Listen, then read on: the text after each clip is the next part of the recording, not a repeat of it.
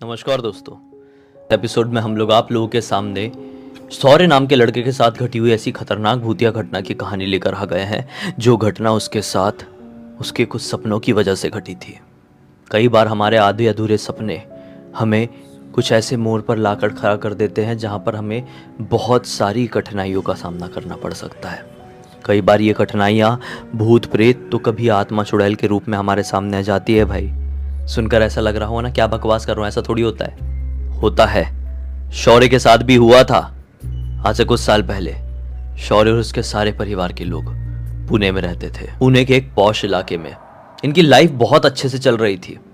शौर्य सुबह सुबह उठता, अपना स्कूल जाता, फिर स्कूल से घर को आता, खाना खाता, फिर अपनी साइकिल उठा के कोचिंग क्लासेस जाता और रात के समय घर लौटता।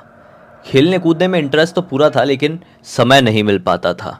कभी जभी संडे वनडे को हो गया तो हो गया। ऐसी एक दिन की बात है। शौर्य अपनी कोचिंग क्लासेस कंप्लीट करके अपने घर की तरफ लौट रहा था। आज मन काफी ज्यादा उदास था। वो केवल और केवल अपनी कोचिंग के बारे में ही सोच रहा था। दरअसल कोचिंग में कुछ बच्चे पढ़ते थे जो कि हमेशा काफी टाइम से इससे ज्यादा नंबर्स लेकर आ रहे थे। शौर्य का सपना था कि वो कोचिंग में हर एक सब्जेक्ट में, साथ ही साथ अपने क्लासेस में भी सबसे ऊपर रहे, सबसे ज्यादा टॉप करे। लेकिन काफी कोशिशें करने के बाद भी उसकी हर एक जो वो था ना, हर एक कोशिश ही कहेंगे, वो नाकाम हो रही थी। इसलिए मन उदास था। साइकिल से चला जा रहा है। मन अपसेट होता है तो छोटी छोटी चीज भी इरिटेट कर देती है। फट से उसका साइकिल का जो टायर था वो फट गया। बोले ये क्या हुआ? दिमाग खराब। थोड़ी देर घसीटते हुए साइकिल को आगे लेकर गया कि कोई मुझे दुकान दिख जाए, कुछ हो जाए।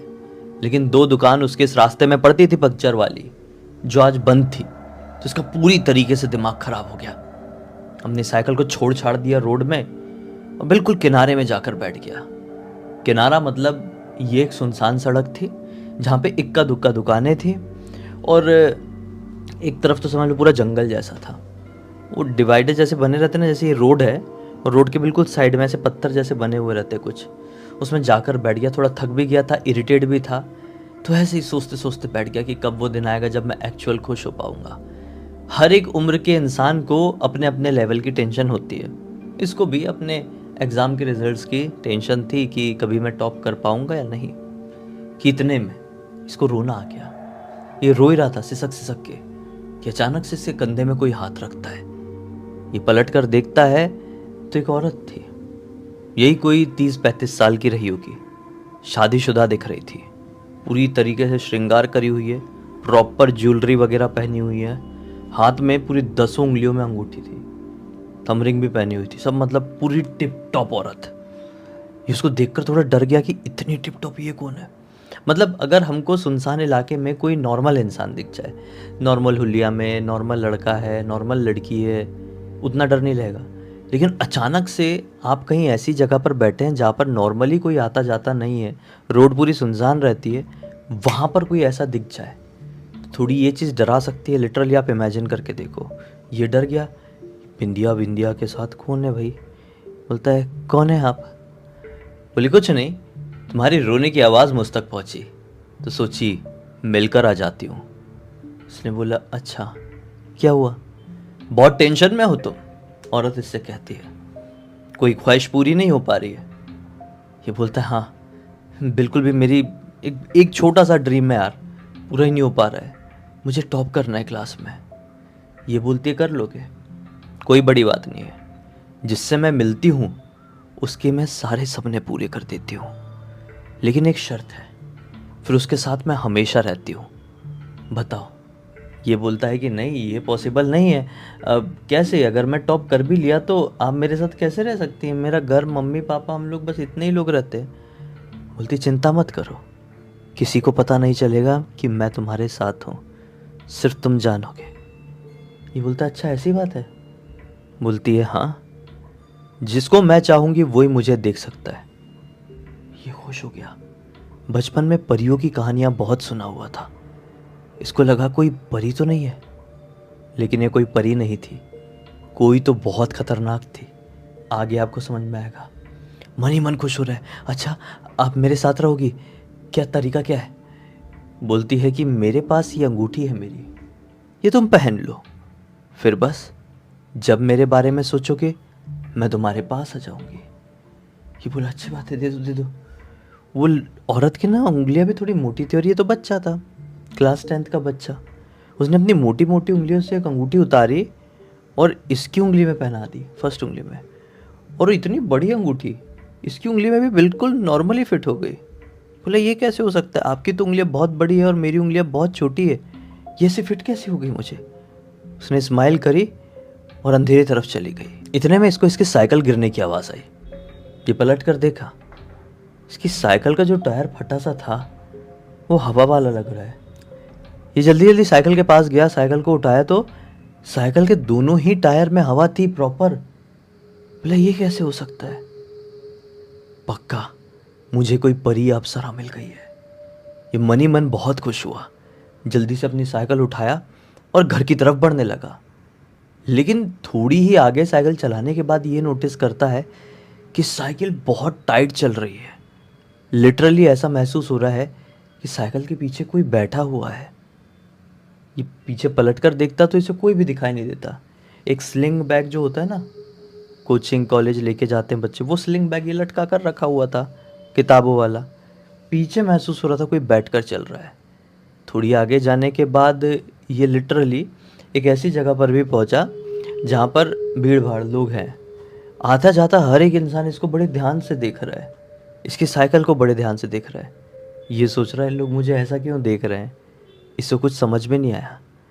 फिर अचानक से एक अंकल ने, जो कि इसके पहचान के थे, साइकिल रोके भी और कुछ बोलना चाहे, लेकिन वो अचानक से घबरा गए। इसे कुछ बोले नहीं, मतलब कुछ बोलने वाले थे, ऐसा रोके, बेटा सुन सुन। और जैसे ही रुका तो अंकल चुप।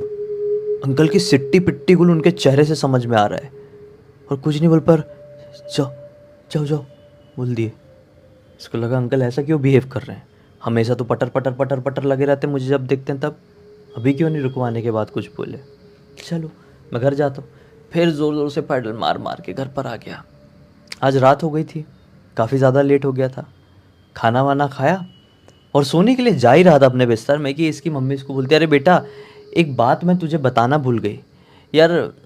अपने जो एक रिलेटिव है ना दूर के, ये बोलता हाँ जो अभी अभी शिफ्ट हुए यहाँ पे, बोलती हाँ उनके यहाँ ना उनके बेटे का जन्मदिन पार्टी है, उनका पहला जन्मदिन है, तो अपन लोगों को उनके घर चलना है। ये बोलता है नहीं मम्मी आज मैं बहुत ज़्यादा थक गया हूँ, साइकिल भी पंचर हो गई थी और फिर बहुत घसीट के लेके आना पड़ा, एकदम प्रॉब्लम जैसी हो गई है साइकिल में, थक गया हूँ बहुत, मैं सोऊंगा, आप और पापा जाओ। मम्मी बोलती पक्का डरेगा तो नहीं। ये बोलता है क्या डरूंगा, आप जाओ ना, हो गया मेरा खाना वाना सब हो गया है। मम्मी बोलती है ठीक है। मम्मी और पापा दोनों अपनी कार में सवार होकर घर से निकल गए और ये अपने घर पर अकेला। ये लोग पुणे में एक बंगलो सिस्टम टाइप में रहते थे भाई, कोई अपार्टमेंट नहीं था, इनका बंगलो था और ग्राउंड फ्लोर और फर्स्ट फ्लोर दोनों इनका था और उसके ऊपर छत थी। ठीक है, ये अपने ऊपर वाले ही कमरे में सोता था हमेशा, मम्मी पापा नीचे वाले फ्लैट में रहते थे, नीचे वाले घर में रहते थे। मतलब रात के लगभग 12 बजे के आसपास इसको जोरों की नींद आ गई और ये सोने लगा। लेकिन कुछ तो भी खटर पटर की आवाज़ से इसकी आंखें खुलती है। आंखें खुली तो क्या देखा कि मेरे रूम की खिड़की खुली हुई है और बाहर से बहुत तेज़ हवा आ रही है। ये हल्का बारिश की जो एंट्री हो रही होती है गर्मी ख़त्म होते होते, वो वाला मौसम था। यानी कौन सा हम कह सकते हैं इसको, अगस्त जुलाई का टाइम था, तो उस समय आंधी तूफान अच्छा आता है। तो इसने देखा आंधी तूफान की वजह से खिड़की खुल गई है भड़ाम से। ठीक है कोई बात नहीं, बहुत ज़ोर ज़ोर की हवा चल रही है, अच्छा तो लग रहा है, लेकिन अंदर को सामान है वो गिरेंगे पड़ेंगे हवा से, तो मैं खिड़की बंद कर देता हूँ। ये सोच के वो खिड़की बंद करने जैसे ही गया तो उसकी नज़र पड़ती है बिल्कुल नीचे की तरफ। फर्स्ट फ्लोर में तो है, इनके घर की एक प्रॉपर बाउंड्री वॉल भी है। इसकी नज़र नीचे तरफ पड़ी, क्या देखता है कि एक औरत और एक आदमी इनकी घर की बाउंड्री के अंदर ही खड़े होकर बात कर रहे हैं। इसको लगा ऐसा कि कौन आ गए, घर की बाउंड्री के अंदर कोई घुसा तो घुसा कैसे।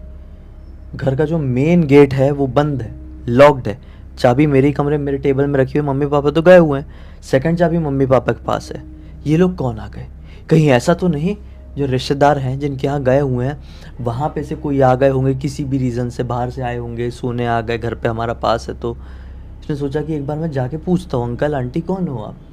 ये सोच के ये अपने फर्स्ट फ्लोर से उतरा, ग्राउंड फ्लोर में गया, दरवाज़ा खोला, जैसी बाहर तरफ उस तरफ पहुंचा घूम के, जहाँ पर वो उसको ऊपर से खड़े हुए दिखाई दिए थे, तो क्या देखता है, वहाँ पे कोई आदमी नहीं है, सिर्फ औरत है। और वो औरत कोई और नहीं बल्कि वही औरत है जो इसको वहाँ पर मिली थी। इसकी साइकिल जब पंचर हुई थी ना, बोली थी मैं हमेशा तुम्हारे साथ रहूँगी। इसको देखकर घबरा गया, क्योंकि जैसे ये नीचे उसके सामने आया तो बहुत वियर्ड तरीके से, बस ऐसा पुतले जैसा देख के इसको स्माइल कर रही है। ये उसके कदमों की तरफ देखता है, क्या पाता है उसके पैर लिटरली उल्टे हैं। उसने साड़ी जो पहनी हुई है वो साड़ी की लेंथ काफ़ी छोटी है, नीज के थोड़े नीचे आई हुई है, घुटनों के थोड़े नीचे, और पैर उसके उल्टे दिखाई दे रहे हैं। और ये नॉर्मल टाइप की साड़ी नहीं पहनी है, अब पहले नॉर्मल साड़ी में दिखी थी, लेकिन अब कुछ अलग ही टाइप का इसने पहनी हुई है।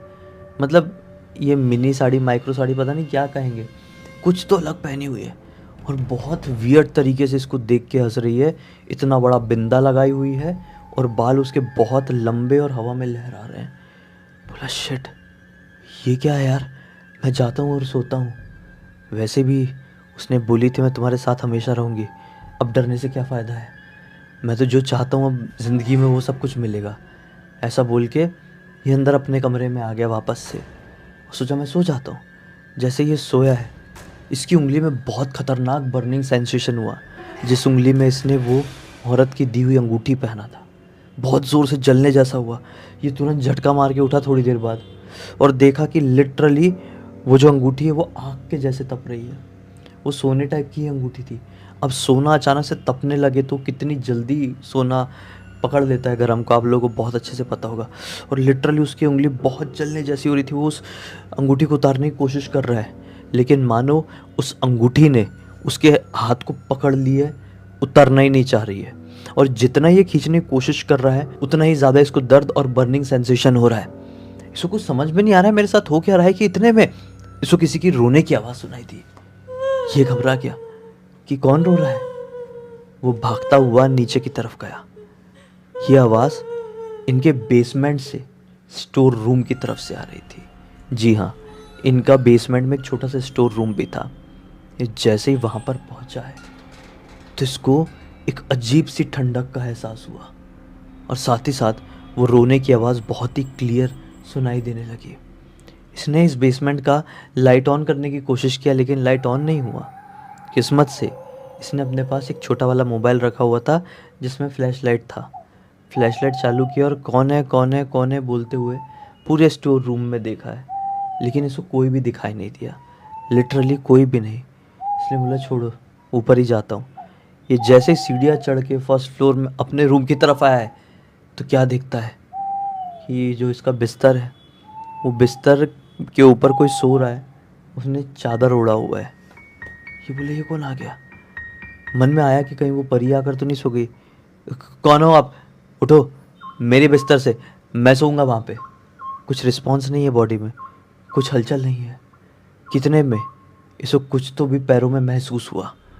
ये अपने पैरों की तरफ देखता है तो क्या पता है शिट, बिस्तर में जो कोई भी सो रहा है उससे खून बहता हुआ नीचे गिर के मेरे पैरों तक आ गया। ये जोर से चिल्लाया और भाग के जो भी सर तक ओढ़ के सो रहा था अपना, उसका चादर हटाने के लिए जैसे गया है, चादर हटाए, क्या देखता है कोई और नहीं बल्कि ये खुद है। बहुत जोर से चीख मार के ये हो गया बेहोश, बहुत जोर से डर गया ना। फिर लगभग 3 साढ़े 3 बजे के आसपास किसी आवाज से वापस से इसकी आंखें खुली। ये जमीन पर पड़ा हुआ था, कोई खून नहीं है, बिस्तर में भी कोई नहीं है, लेकिन हाँ फिर से एक रोने की आवाज सुनाई दे रही है, सेम बिल्कुल वैसे ही जो थोड़ी देर पहले सुनाई दी थी। इसको समझ में नहीं आया जो थोड़ी देर पहले मैंने एक्सपीरियंस किया था वो रियलिटी थी या सपना। इसको बिल्कुल समझ में नहीं आया, लेकिन हूबहू वही सिचुएशन में उसी प्रकार से आवाज आ रही थी। ये फिर से वैसे ही अपना मोबाइल उठाया, फ्लैश लाइट वाला, नीचे की तरफ पड़ा है। वैसे ही रोने की आवाज़ आ रही थी। बेसमेंट का दरवाज़ा खोला है, लाइट ऑन करने की कोशिश किया, लाइट ऑन तो नहीं हुआ, लेकिन फ्लैश लाइट मार के पूछा कौन है कौन है। किसकी फ्लैश लाइट के सामने वही आई, वही औरत जिसे ये परी समझ रहा था। ये परी नहीं थी, आगे आपको बताऊंगा मैं। ये चिल्ला के भाग आया बहुत ज़ोर से, क्योंकि अब सहन से बाहर है, क्योंकि इसने कुछ बहुत डरावना एक्सपीरियंस कर लिया है। अब इसको यही समझ में नहीं आ रहा है ये सब जो कुछ भी मेरे साथ हो रहा है, ये मजाक कर रहा है कोई, या सपने में हो रहा है, ये एक रियलिटी है जो कि बड़े एक्सट्रीम लेवल से डिफरेंट है, जिस रियलिटी के ऊपर दुनिया में कोई विश्वास नहीं करेगा। वो हो रहा है क्या मेरे साथ, इसको नहीं मालूम था। लेकिन जैसे ही ऊपर पहुंचा वापस से फर्स्ट फ्लोर में, सेम टू सेम इसको बिस्तर में इसके कोई चादर ओढ़ा सोया हुआ दिखाई दिया है। बोला शिट, इससे पहले मेरे पैर में कुछ तो भी गीला गीला महसूस हो, मैं नीचे झुक के देखूं कि ये खून है, फिर भाग के जाऊं चादर हटाऊं और फिर देखूं कि ये मैं ही हूं, उससे पहले मैं घर से ही भाग जाता हूं। ये चिल्लाता हुआ भागा घर से बाहर गंदी तरीके से। किस्मत से मम्मी पापा रिटर्न मार रहे थे किसी रीज़न से, वहाँ पे फंक्शन में उनको उतनी ही देर रुकना था, रिटर्न मार रहे थे घर से बाहर। निकला ये कि मम्मी पापा की कार एंटर करी। क्या हो गया बेटा, क्या हो गया, ऐसा क्या भाग रहे थे इतने बजे। इसने मम्मी पापा को रोते रोते पूरी बात बताया, अंगूठी भी दिखाया, ये देखो ये निकल नहीं रही है। मम्मी पापा दोनों ने टच करके देखे तो टच नहीं कर पा रहे थे। बोले बेटा ये तेरी उंगली में हाथ में है कैसे अब तक, ये इतनी गर्म लग रही है, कुछ गड़बड़ है, ताला लगाओ बाहर से। मम्मी जल्दी से गई बाहर की बाहर, ताला लगाई घर में, और बेटे को लेकर ये अपने किसी रिश्तेदार के पास गए, जो रिश्तेदार ऐसी ऐसी चीज़ों के जानकार थे। और रिश्तेदार के सामने पूरी बात सब कुछ बताया इसने, हाँ सब कुछ। रिश्तेदार ने बोले ठीक है। काली माता के वो बहुत बड़े भक्त थे, काली माता के मंत्रों के उच्चारण की मदद से उन्होंने अंगूठी के ऊपर क्या क्या किया क्या क्या नहीं, और फिर एक गंगा जल था लोटे में, उसमें हाथ डुबवा दिए और गंगा जल के अंदर ही खोले, वो अंगूठी खुल गई, बाहर नहीं खुल रही थी। ऐसे कई मंत्र पढ़े, फिर ऐसे अंगूठी खुली, और बोले इसको ले जाकर सीधे ऐसी जगह विसर्जित करके आओ, ये अंगूठी सहित, ये गंगा जल सहित, जहाँ पर तुम लोग वापस से कभी ना जाओ। बोले किधर जाएंगे, बोले आप ही चलो। तो वो अंकल जी और इसके पापा दोनों कार से कहीं गए, कहीं तो भी विसर्जन करके आए होंगे। फिर जब लौटे हैं तब तक तो सुबह हो चुकी थी। फिर जाकर पूछे कि क्या हुआ था क्या नहीं। अंकल जी ने इसके पापा को तो रास्ते में पूरी बात बता दी थी, क्या सीन हुआ होगा क्या नहीं।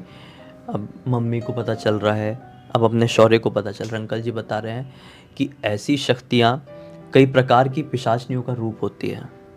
कई बार ऐसी पिशाचनियाँ जो होती है वो किसी से भी अट्रैक्ट हो जाती है। अगर कोई भी अपनी दुखों से परेशान है, किसी भी चीज़ से, ये उनके आसपास आ जाती है, उनसे मदद करने की कोशिश करती है। वो मदद तो कर देती है, लेकिन फिर उसके बदले उनको कुछ चाहिए होता है, और वो कुछ नॉर्मल नहीं होता है, वो बड़ा ही खतरनाक होता है। जैसे रिटर्न में, जैसे तुम्हारी कोई भी ख्वाहिश है, किसी की भी कोई भी ख्वाहिश, जैसे यहाँ पर शौर्य की ख्वाहिश थी कि अपने क्लास पे टॉप कर ले, कुछ ऐसा चमत्कार हो जाए। पिशाचनी समझ गई कि इसको किसी चीज़ की ज़रूरत है, बहुत अच्छी बन के इसके पास आ गई, बेटा मैं तेरे को टॉप करा दूंगी, कितनी सुंदर हूँ, ये वो सब करके इसको अट्रैक्ट कर लिए। बच्चा खुश हो गया, ये कर भी लिया उसकी शक्तियों की वजह से कुछ बड़ी चीज़। फिर रिटर्न में या तो वो इसकी जान लेकर जाएगी, या इसके परिवार में से किसी की जान लेकर चली जाएगी, या कुछ तो भी ऐसा कर देगी जिसकी वजह से पूरी ज़िंदगी बर्बाद हो जानी है। ऐसी पिशाचनियाँ होती हैं जो लड़कों से चिपकती हैं ना, ज़्यादातर खासकर लड़कों से चिपकती हैं, पूरी ज़िंदगी उनके साथ रहती हैं, उनसे शादी भी करती हैं और उनको कभी छोड़ती भी नहीं है। ऐसा वाले केसेस भी बहुत सारे सामने आए हैं, मेरे खुद के सामने आए हैं, मैंने खुद सुनी हूँ ऐसे केसेस के बारे में। तो चलिए कल फिर से मिलते हैं, तब तक के लिए बहुत बहुत धन्यवाद। आपका दिन शुभ हो।